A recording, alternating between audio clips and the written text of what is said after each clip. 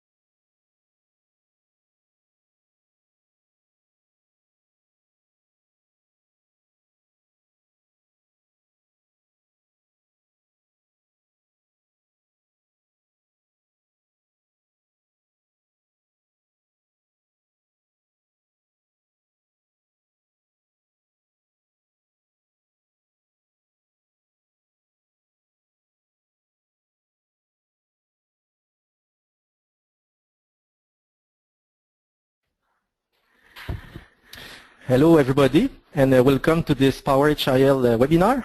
It's a big pleasure for us to present you this very hot topic. We wanted to make this webinar because we see that more and more of our users and of our customers really would like to upgrade their HIL system to Power HIL or to use it.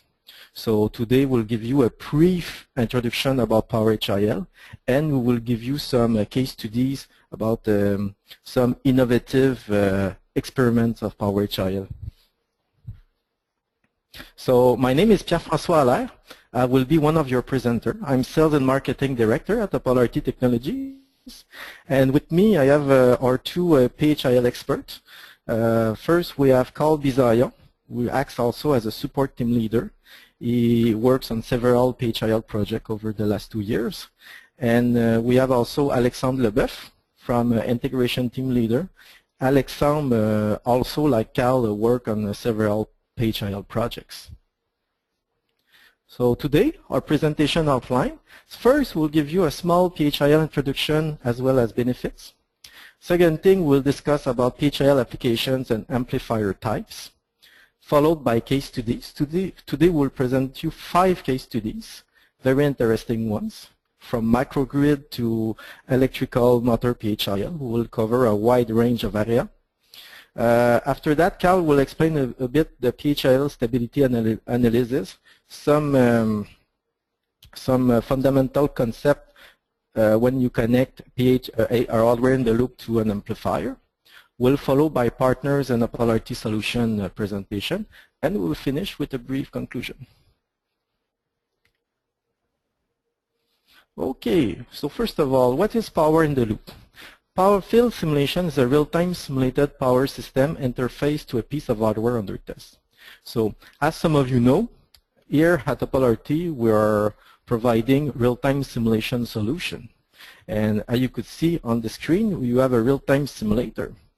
With this real-time simulator, you could do real-time simulation of a wind farm, a PV, an electrical motor, a power grid, and so on.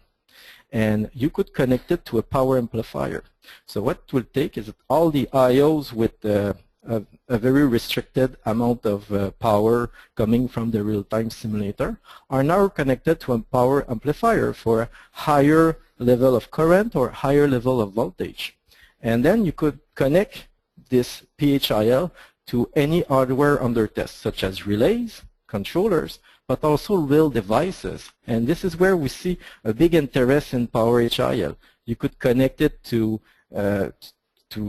real airplanes, real automotives, and also houses, and so on. Imagination has no limit. So when you have an OPAL-RT simulator, you could deliver it with a standard or custom amplifiers that meet your most demanding request. Generally, when you have an experiment, you need to look for the high accuracy, low distortion, high bandwidth, low phase lag, and a lot of very technical specification of an amplifier. We'll show you later on what you need to look for, and also who are the best partner to work with to achieve your Power HIL. So, what are the main benefits of Power HIL in the loop? Since the last decade, OPAL-RT really focused to provide real-time power electronics and power system model with a very high definition. Right now, if you connect it to a quality amplifier, you could easily match the performance of a dyno or an analog band close to 90% and higher. Okay?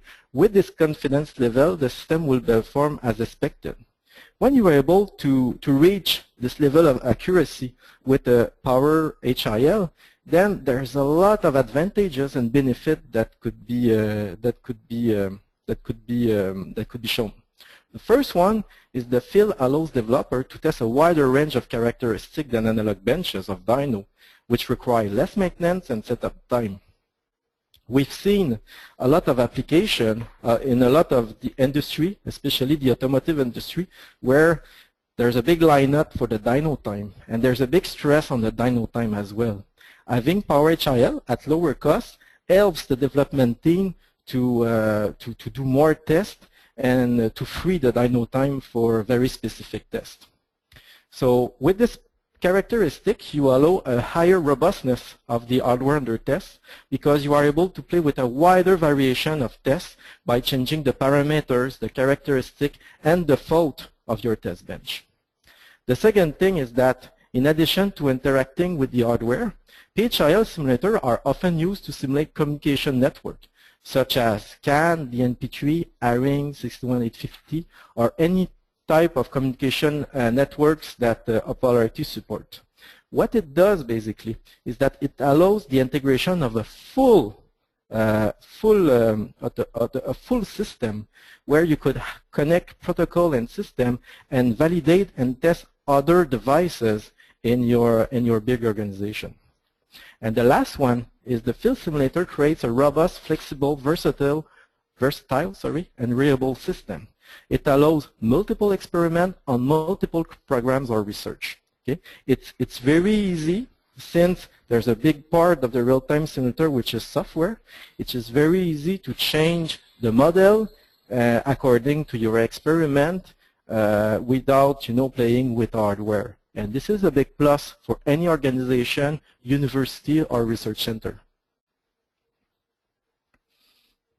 Now, before going to the case studies, we will just show you a few P-HIL applications.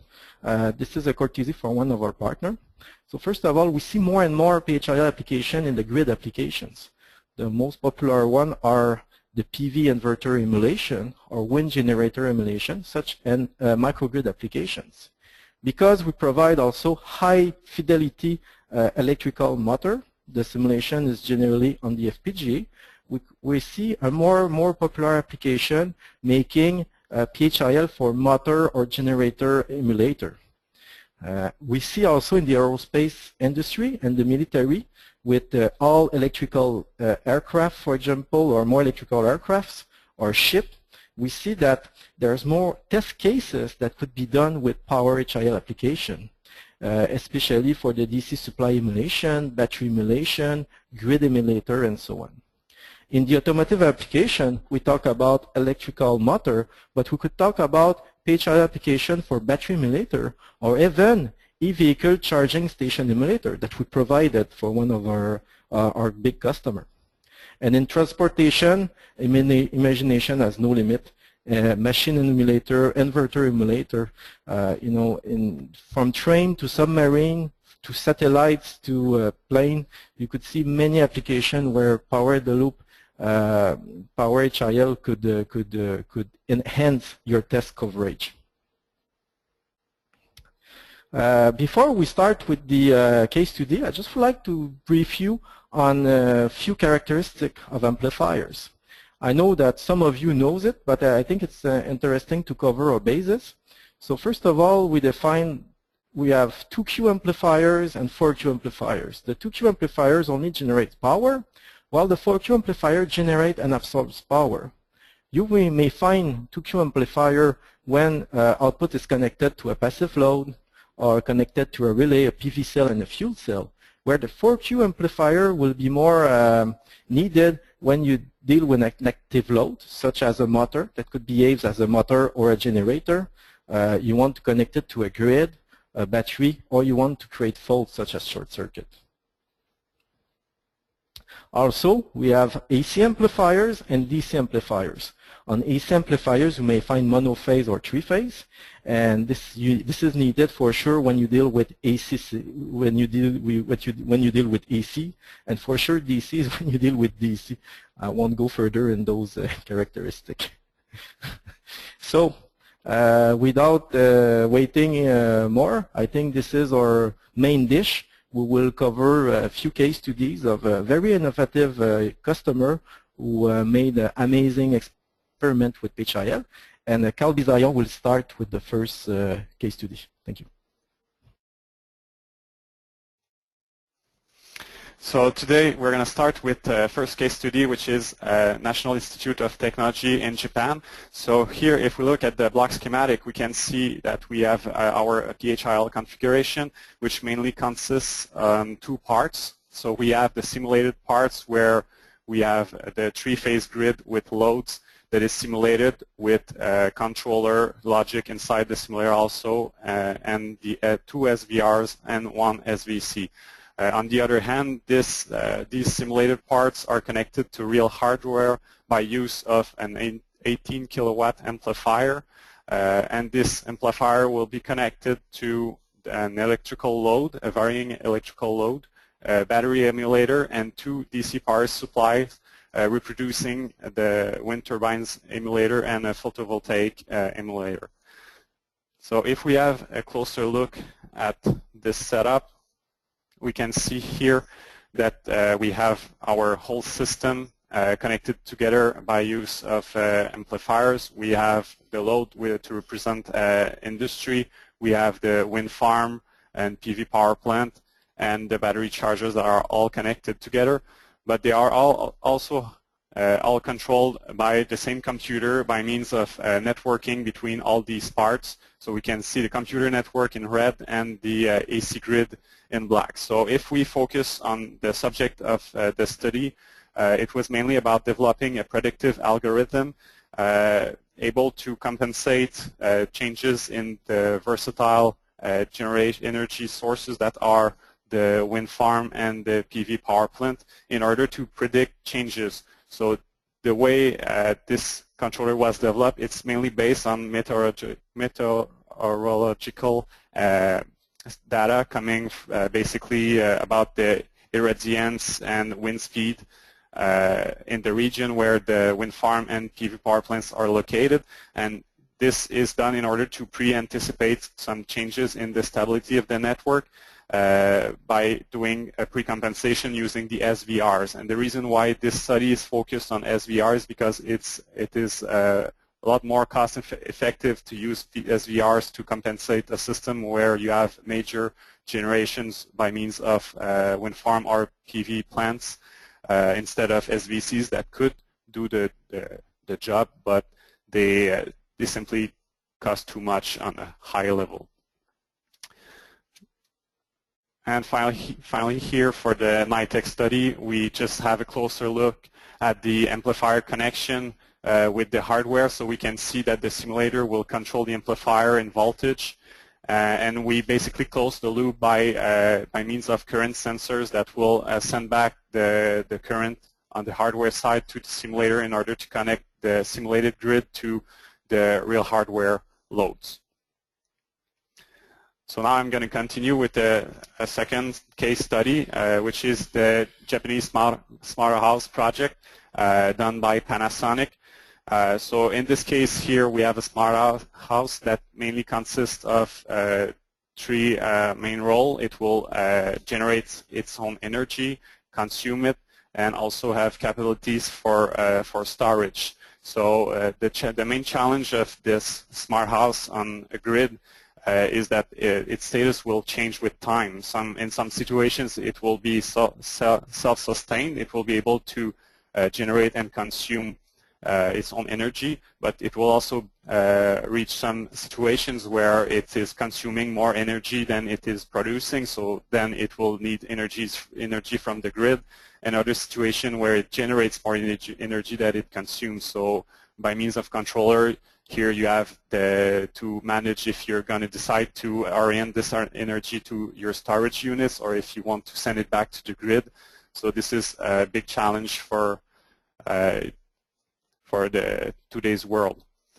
And so if we have a closer look at the schematic of the smart house, we can see it consists of multiple devices. You have the solar generation, but you also have your control box to control the energy transfers within the house and with the grid.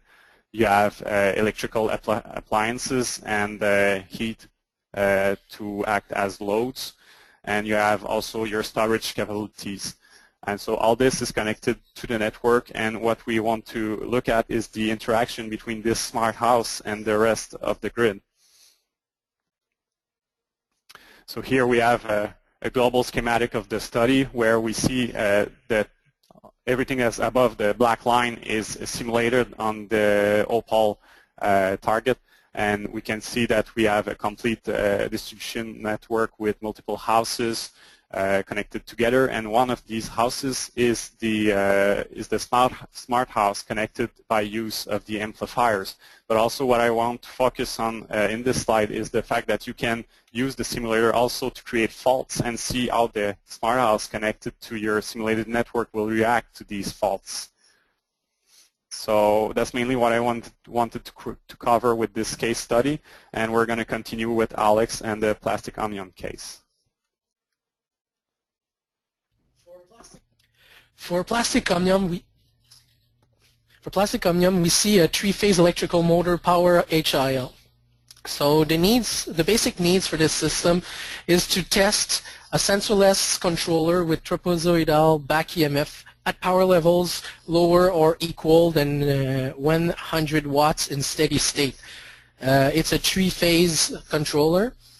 The Power HIL bench also requires to generate and absorb power, pretty much like the real DC motor that it will simulate. Open circuit and short circuit faults will be mandatory as well, since we need to validate some of the different states that the motor might see in its real use. And the possibility to reuse the hardware in future application. So versatility and upgradability are requirements of this specific bench. In order to build it, what we've simulated is the BLDC three-phase motor. The configuration could be set as a star or delta configuration. We also simulate the mechanical load on the motor, so be it the inertia of the motor itself or the load on the shaft of the motor. The motor in this case is a pump, so the load itself is simulated as well. We also have electrical RL loads that are used to fine-tune the model for the different current and voltage feedback that needs to be handled. Connected to the rig, to the bench, we'll have the 3 amplifiers, one for each phase. Electrical RL loads, which are aligned with the motor's specs directly. Those loads serve 2 purposes. One is to simulate as closest as possible the motor itself, but also to limit the hunting behavior that we might see between the controller and the simulator in this particular application, where the rotor can be probably left rotating even though there's no command that requests it to rotate. And finally, what's connected also to the bench is the sensorless BLDC motor controller that the customer will want to test. Here what we have is a standard star application DC motors. On the left you see the inverter with the PWM power control, which represent the sensorless controller from our customer. On the right, what you see is the waveforms of the current per phase and the back EMF waveforms as well, each for each phase, that the simulator will need to take into account to compensate the command and simulate the DC motor turning. At the bottom of this schematic, what you have here is the position speed control triggers. These won't be present in our bench since the controller from the customer is sensorless. The only position and speed that will be monitored will be done through the later explained voltage and current readings. Here what you have is a representation of the rack itself that has been delivered to our customer. The real-time simulation of the motor is turning on the FPGA. We've got a max PWM frequency of 20 kilohertz. The time step of the model is 500 nanosecond, and the model versus theoretical precision is within 1% precision. The amplifiers that we've used, 3 of them, are 20 volt, 20 ampere KEPCO 4Q units. They top up at the 400 watts each. They're connected directly to the real loads that will be either connected delta mode or star mode. The possibility to perform multiple faults has been installed as well. So we've got 2 types of short circuit, be it phase-to-phase or phase-to-battery. The phase-to-phase is a particular use in the sense that the pump needs to be heated up in cold starts, so the controller actually requests that to happen. So we needed to be able to manage this and to be able to withstand the current ratings that this short circuit was requiring. Open circuit per phase was also one of the tests that were requested. The customer added in this bench programmable loads to connect to our motor box. The motor box is the place where we've got the actual loads in it, the RL values.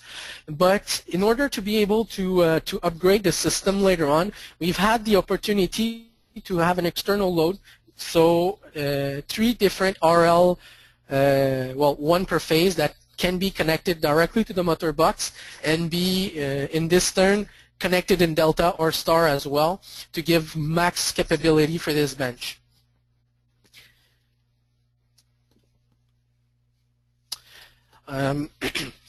Finally, but not the least, we've got the schematic of the whole system. So on the left, you've got the sensorless motor controller, which connects the 3 phase on A, B, and C that you can see there. A little bit below, you've got the VBAT, which is the battery that powers up everything in the rack.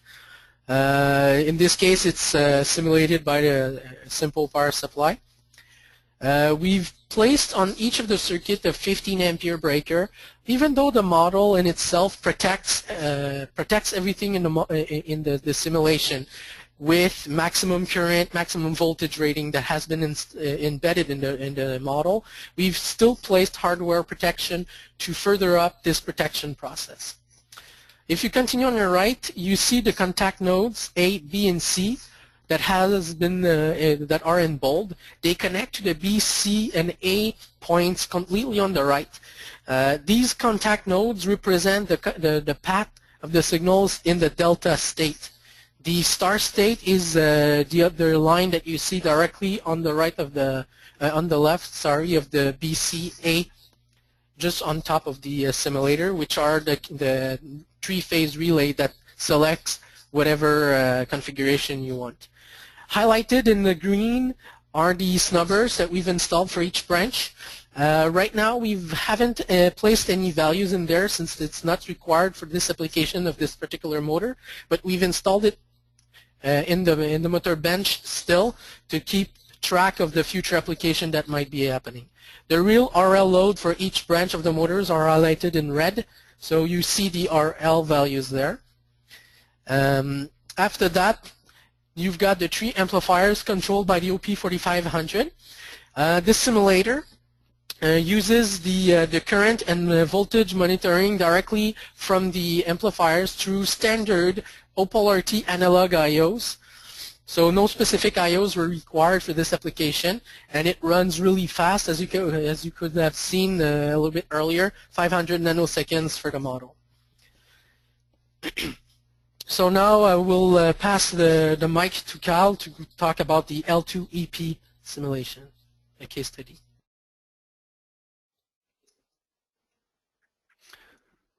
Okay, so I'm going to talk about the L2EP Laboratory from Université des Sciences et Technologies de Lille in Paris. So their studies was oriented on the impact of energy storage on the efficiency and quality of services on a network. Their study was mainly oriented on microgrids and islanded networks, and it was to analyze the interaction between sources and storage systems in order to optimize the stability and quality of the network. So if we look here at a global schematic of the subject of their study, we can see in green the simulated part of their network, which mainly consists of gas plants, nuclear plants, residential loads, and industries. And all this is connected by HVDC to wind farms and PV plants, which are renewable energy sources. So if we continue to see the details of their setup in the lab, we can see that everything that is a source or the grid is simulated on the OP5600 simulator, so it's all in blue. And we can see that it's all interfaced together in the lab by means of an HVDC connections through multiple amplifiers. So in their case, the amplifiers were coming from 3-phase. They were linear amplifiers working at power of 15 kVA and with a bandwidth approaching the 10 kilohertz. And we can also see another important point from this schematic is that all these devices were controlled and interacting with the main supervisor system called the SCADA using protocols such as the 61850. So that mainly covers the study done by L2EP. So we're going to continue with Alex for the last case study. So our last case study is the AIT Smartest Laboratory. AIT stands for the Austrian Institute of Technology. What is their main focus is to help companies with their laboratories to shorten the time to market of new products. How do they do so is pretty much simple. They use their real PVs as well as the small grids that they have, and they compare the results to actual Power HIL system simulations. So as you can see, it's a development and research centers that offers unique opportunities that are not necessarily available for everybody. So it helps a lot in the Power HIL community.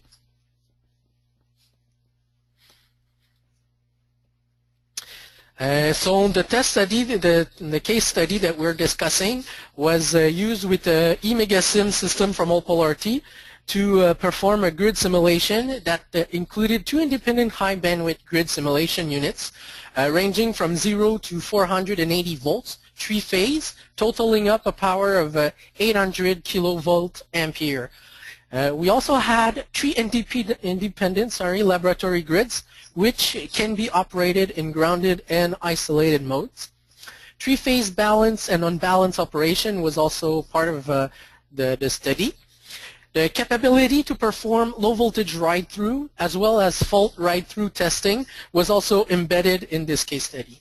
The DC sources were 5 independent dynamic PV array simulators at the power rating of 1500 volts, 1500 amperes, totaling 960 kilovolt amperes. Among all of this, we had also adjustable loads for active and reactive power, as well as line impedance emulation that was all used to test the different stability and accuracy that different Power HIL system had. The result of this case study can be seen and read in the simulation modeling practice and theory labeled the stabilization of power hardware in the loop simulations of electric energy systems. This paper goes into the different methods to improve the stability for Power HIL system compared to the real-life analog systems. The different methods discussed in this paper were the ideal transformer method interface algorithm, the hardware inductance addition, feedback current filtering in the model, like for example a Butterworth third-order filter, and the multi-rate partitioning of the model. So they divided the model in different parts into the FPGA and the CPU to see the impact of having this part or the other part in either model and see how it impacted the stability. And since the stability is closely connected to the stability, so the stability was also tested to ensure that the accuracy was also prevailing with the different items that were tested. We've put a link to the paper if you are interested to read more about this. The mic will go back to Carl that will go a little bit more into the details of stability and accuracy. Okay, so now we're going to go with more technical details about running simulation in power hardware in the loop. And it's mainly going to be about stability analysis. So basically when you close the loop in your system, you can become unstable, so under certain conditions, and you want to avoid that. So in order to avoid that, you need to take into account various factors. So we talk about the ratio of load power over short circuit power of the feeder. This is what you use to find the equivalent inductance of your source on the network.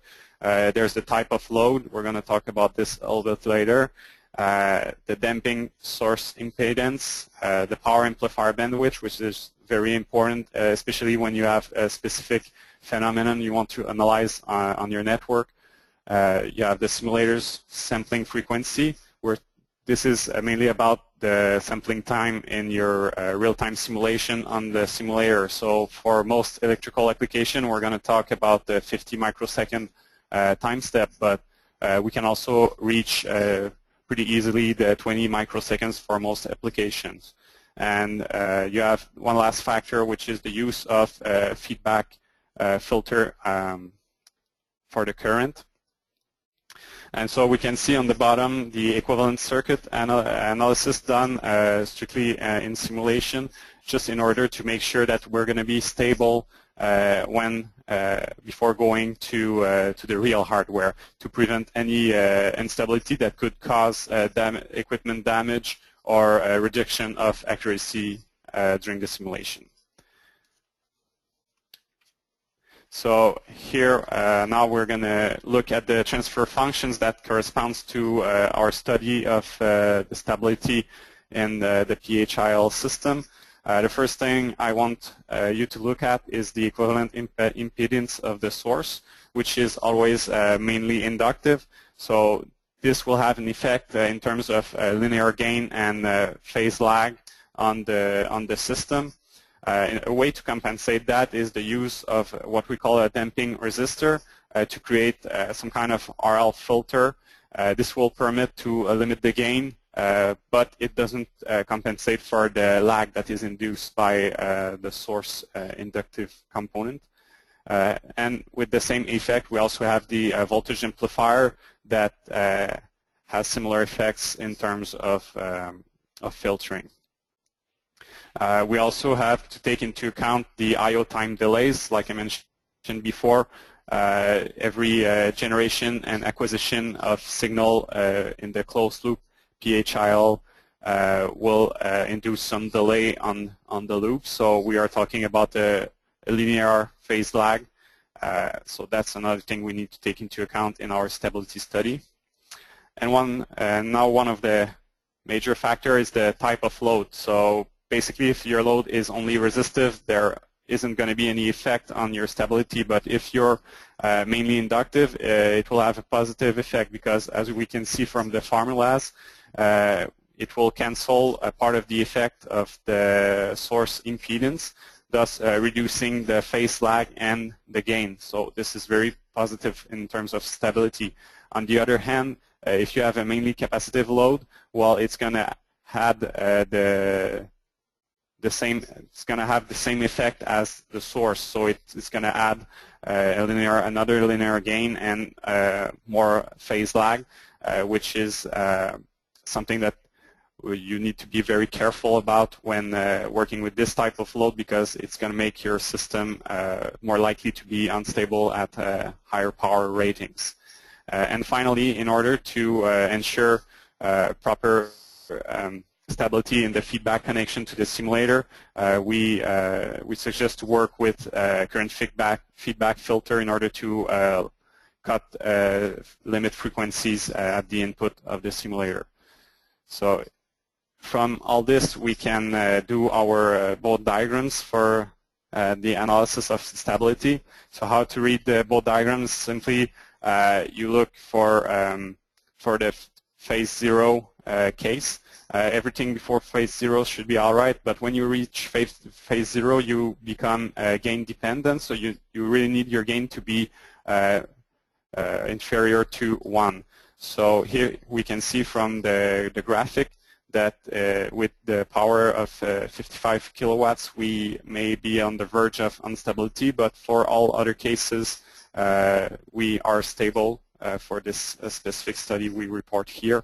And also, one last thing that needs to be kept in mind is that you need to cut all frequencies beyond minus 180 degrees to prevent the system from becoming unstable. So that's mainly the purpose of having the feedback low-pass filter on your current sent back to the simulator. And so we're going to continue with Pierre-François and the presentation of our partners in amplifier manufacturing.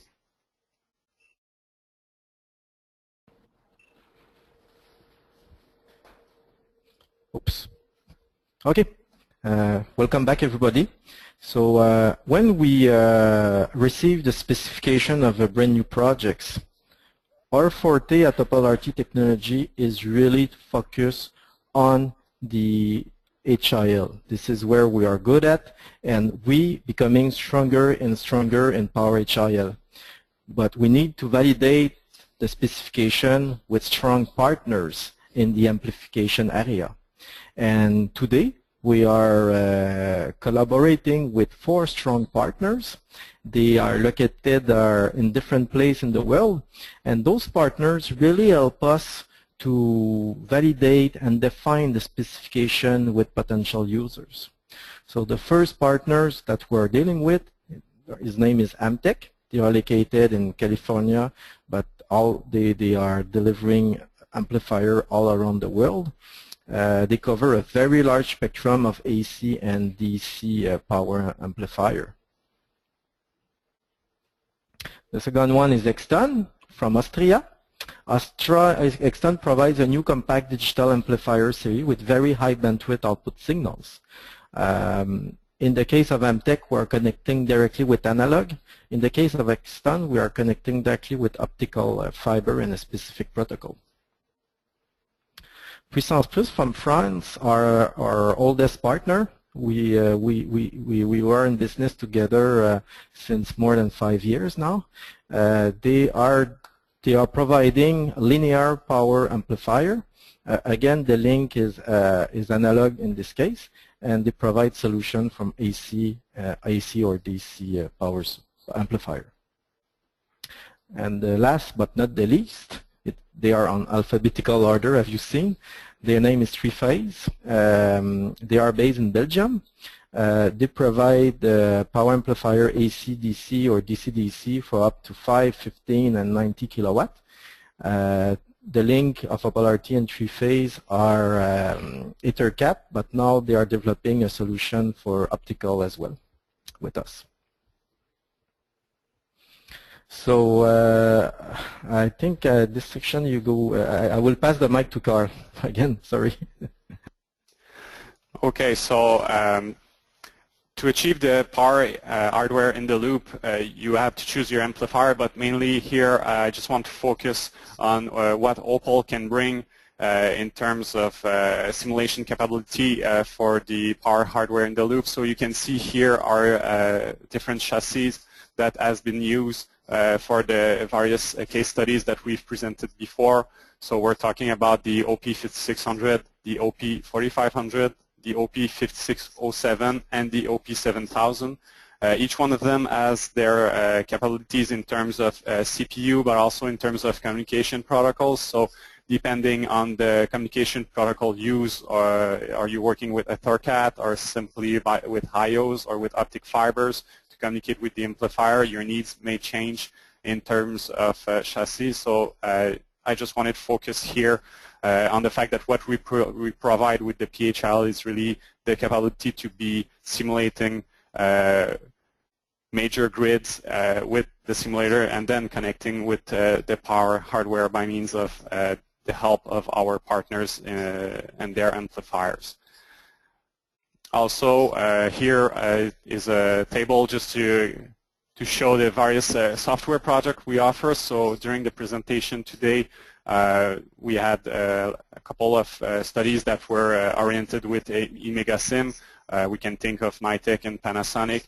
The eFPGA Sim was used for the plastic Omnium study, but we also have HyperSim, which was used for a study that we didn't present today with New York NYPA. So just to focus on these three software for the P-HIL studies that we presented today. And so here I simply summarize the questions you need to ask yourself when you want to select the right amplifier for your application. So you need to verify what is the power rating you want to work with. It's going to have obviously a big effect on the amplifier you're going to choose, but also what are the voltage and current limit you want to work with. What are you able to accept in terms of ripple, total harmonic distortion, DC offset? Do you need a large bandwidth? This is also something major for amplifiers. Latency, obviously you want to reduce your latency as much as possible to remain stable in power hardware in the loop. And then you have to think about your application. Are you going to be in AC, monophase, or three-phase, or in DC? Do you want to generate power? Do you want to absorb power? If you absorb power, you need to work in 4 quadrants. Then what communication you want to use to communicate with the amplifier.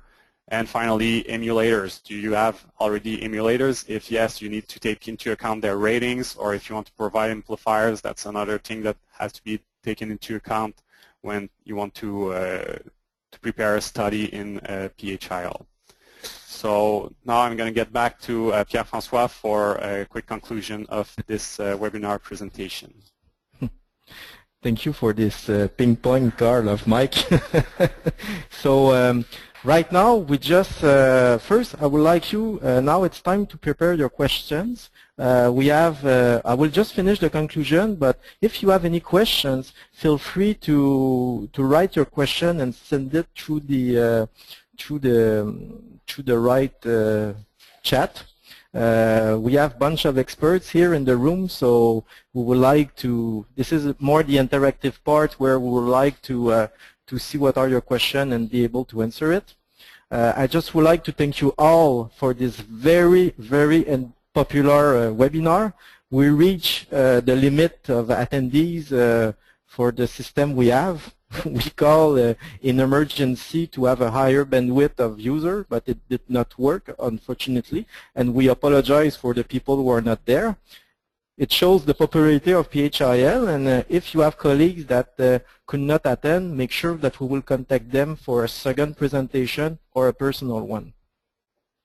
So I just would like to finish to tell you that OPAL-RT has the expertise to help you to find the right tools for your P-HIL application. We are able to provide turnkey solution, including P-HIL. We provide also consulting if you need some expertise connecting your hardware in the loop with your amplifier, or just being able to really find the right specification for your P-HIL. We have the experts all around the world that could help you really define what's best for your project. I would like to finish by thanking say thanks to Alex and Carl who work very hard on this presentation. We will finish by a small pool, and after that we will be open to answer your question. Thank you very much for this big assistance and this big success. Thank you. So please answer the pool, and don't be shy to send questions via chat.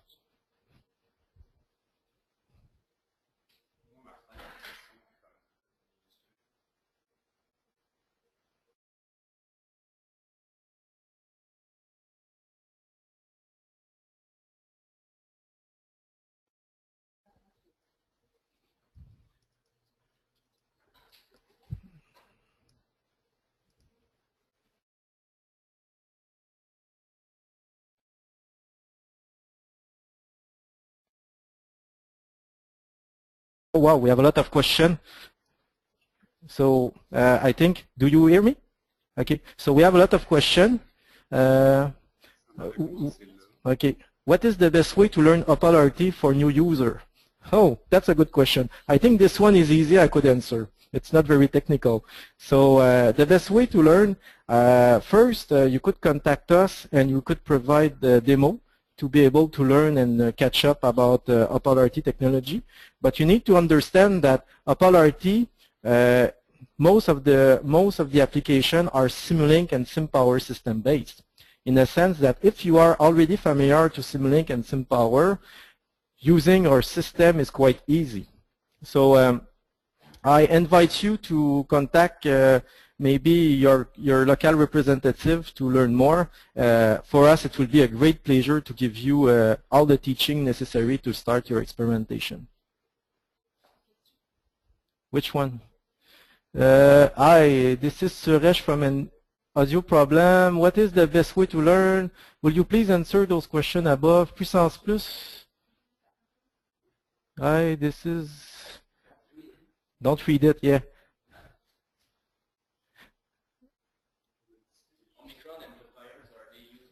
Okay, Omicron amplifiers, are they used with OPAL? For sure. I think there are some projects that we use Omicron in the past, especially for relay testing. So yes, we've been able to have a relay. Okay, someone needs to point me which question we need to answer. Can OPAL-RT FIL be used to test algorithm for excitation control for synchronous generator? This is a question that I will leave to Alex Leboeuf or Carl. Alex? Alex, can you answer this one? C'est quoi la question? Can OPAL-RT P-HIL to use test algorithm for excitation control for synchronous generators? Yes, it can. The main idea behind it all first is going to be to discuss what type of synchronous generator you've got, because obviously there are some limitations of what we're able to do right now off the shelf. But this shouldn't stop us from providing you with a solution for your need.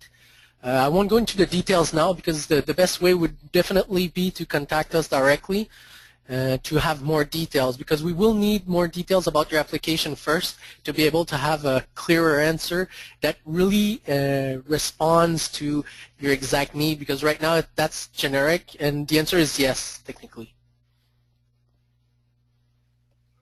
Okay. Another question. How much is the latency of P-HIL when we are using FPGA SIM? That's a very good question. Can you answer? Okay. Can you pass the mic? Sorry, man. Oh, hi, I'm P-HIL. I'm going to answer this question. In reality, how much is the latency on FPGA when you are using FPGA SIMs? You realize that you have a fast 500 nanoseconds, I believe, in the model for FPGA SIMs, so the model can run really fast. The major latency will be in the analog output, and maybe those be coming from the amplifiers. But you can see that you can run the models, so it depends on the amplifier that you choose, and it also depends on the analog output or digital output that you use to control the amplifier that will give other latency in the signal when sending the signals. Another one? Okay, so this is my favorite one. I will cover two questions. So people are asking what is the difference between OPAL-RT and RTDS. Another one asking what is the difference between OPAL-RT and DSpace. So we'll make it clear. If you really look for power electronics or Power HIL system, for sure you may tend to see what is the comparison between OPAL-RT and RTDS.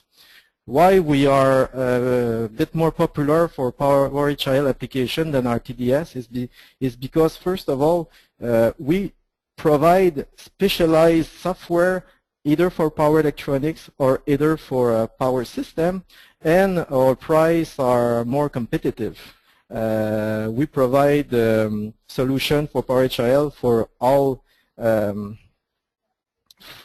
markets, and technically we have more experience now in Power HIL, and also our price are way more affordable than if you want to go with Power HIL with RTDS. I think we cover a lot of seminars showing also that we have higher power capacity than RTDS in the past, and this could reflect also in your Power HIL system. In comparison of DSpace, I would say that DSpace, if you have a very small or very small Power HIL project, DSpace could do the job for sure. One of the main distinctions between DSpace and ourselves, again, is that we provide power electronic accuracy for electrical motor, and also we provide the power capacity to be able to simulate big power system models. So if you're really looking for complex power electronic and complex power system models, for sure DSpace could not reach our capability. So I hope it clarifies this. Will we pass to another question? Oops, hold on a sec. Okay, we just got a small technical problem. We'll go back to here. Thank you for your presentation. I have a question that what is the benefit of P-HIL simulation compared with the old HIL simulation? What would you choose to simulate a part of the system with hardware? I think this is a very good question for Alexandre. Alexandre, can you answer this? Yes, it's a really good question. The main idea behind having hardware in the loop is that technically there are some part of the analog system that can't be simulated at this stage of the simulation directly. So you will need to have, at some point in your test, the need to have the power amplifiers to see the actual analog representation, how the system reacts with the interconnection of the parts that you've made. that's the main idea behind the Power HIL simulation, and how it goes beyond the HIL directly that we've done in the past as well. Adding up the amplifiers will give you the range of the analog simulation that you need to see more transitions, to see more impacts on the stability, to see more impacts of what's happening on your network, and how the DC buses and the phases reacts with the different items. As far as the networks are becoming more and more complex, with more PV, wind farms, and everything added up, with also the batteries that are embedded in the systems that we didn't see in the past. So the complexity of the systems themselves are calling for more precise and more testing in that area. I hope this answers the question. Good. Okay, we will proceed with another one. Is FPGA simulation is possible on OP5607 and OP7000? The answer is yes. The OP50 is it only possible? Oh, sorry.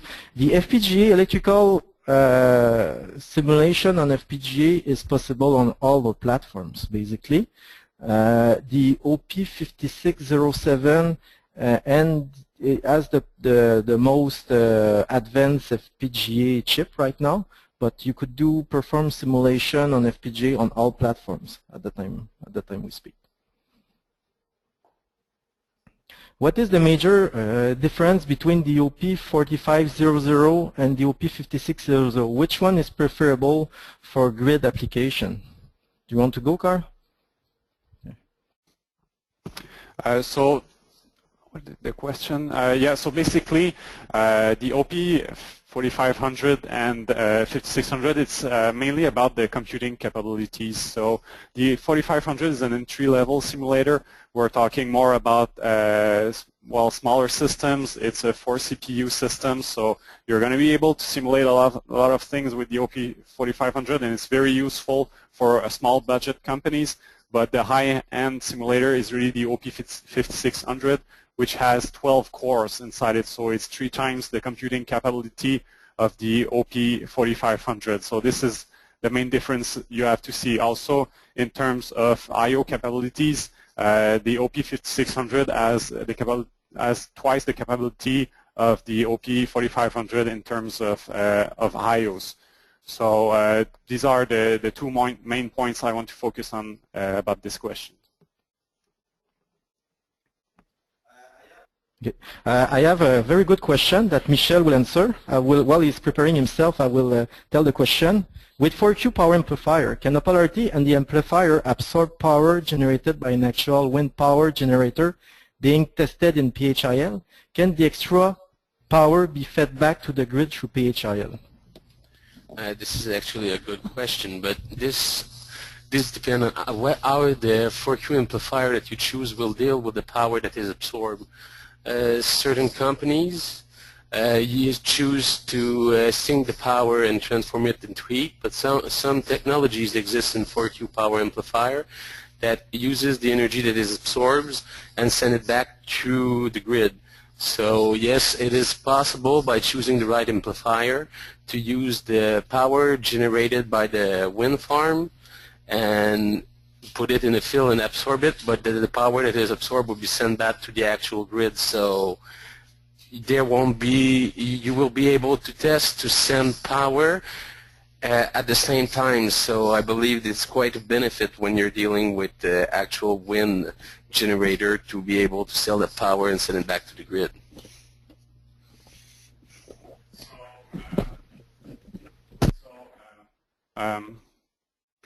So here I see another question, which is how to improve stability of P-HIL. Do you have any practical project experience? So basically, the stability analysis I presented today was based on the NITEC project I personally did in Japan. And so, yeah, the practical things you can do to improve the stability, as I mentioned before, it's about finding, well, first, when you're doing your stability study, you need to have to find the information of your network. So you need to simulate it in order to find among other things, the equivalent impedance of your global network at the connection with your power hardware. So once you have this information, which is most of the time going to be mainly inductive component, one of the things we did to improve stability was to add an R resistance in parallel with the connection of the simulated network. So the effect of this resistance is that we set it up so that it at the cutting frequency, your resistance is going to be the main part of your impedance as seen by the P-HIL connection. So it's a way to create a filter to control the signal you're going to send to your amplifier, because if you send a full band signal to your amplifier, you have a risk to fall into instability. So you have to determine what is the frequency you want to cut, and this is done by your Bode diagram analysis. And once you have this, you set up your resistance in order to cut these specific frequencies that will bring you to unstable conditions. So this is for the voltage that is sent to the amplifier, but then when you receive the current value back to your simulator, you also need to filter this current value. So in the case of the NITEC study, we used a low-pass filter on the current that was sent back on the network in order to once again cancel the higher frequencies that could cause instability in this specific situation. But what you really have to keep in mind is that P-HIL, it's a case-by-case study. The conditions are going to change for every study. So that's the reason why we also insisted in the conclusion on the fact that we can help you achieve the power hardware in the loop when you want to set up this kind of study in your lab. Okay, so there's a lot of questions. This is amazing. For sure, we won't have time to answer all those questions, but for sure, we keep in note, and question that we did not answer, you will have a personal answer from mail. Okay, we will proceed with the last question. I think it will clarify a lot. So the last question is there the possibility to use MATLAB Simulink model with SimPower STEM and implement it on the P-HIL platform? I will let Cal answer this question. It's a question that will clarify a lot of questions as well. So here the answer is yes.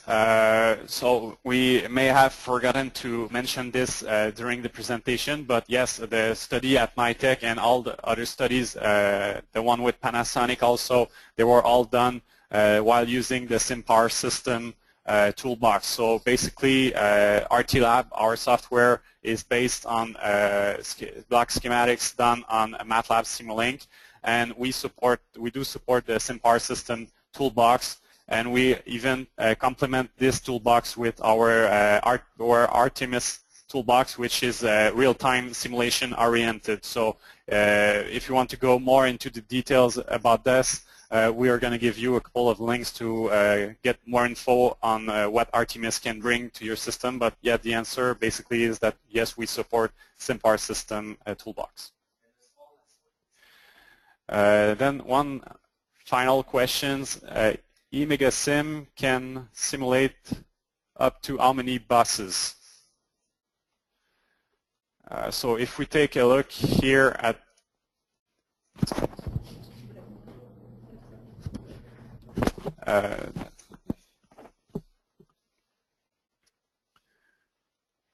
so if we look at the current slide you're seeing, it's really a good way to have an idea of which part of our software applies better to your needs. So here we can see we have 4 main products. When you want to simulate a very high number of nodes, so we're talking about 10,000, 20,000 nodes, the software we have the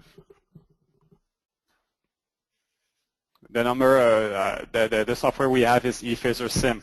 But if you look for smaller software, we have the eMegaSim. So to answer your questions, a rule of thumb for eMegaSim is that you can run 25 buses, 3-phase buses per core on your system. So if you have an OP4500, obviously you're going to have more limited capabilities than if you have the OP5600, which brings us back to one of the previous questions. But really keep in mind this this picture, because it gives a very good idea of what are the field of application of every one of our software. So thank you everyone for your attention, and this concludes our webinar session. Like Pierre-François said, we're going to take the time to answer all the questions that remain unanswered as of now on the page that is going to summarize the presentation. Thank you again, and have a good day.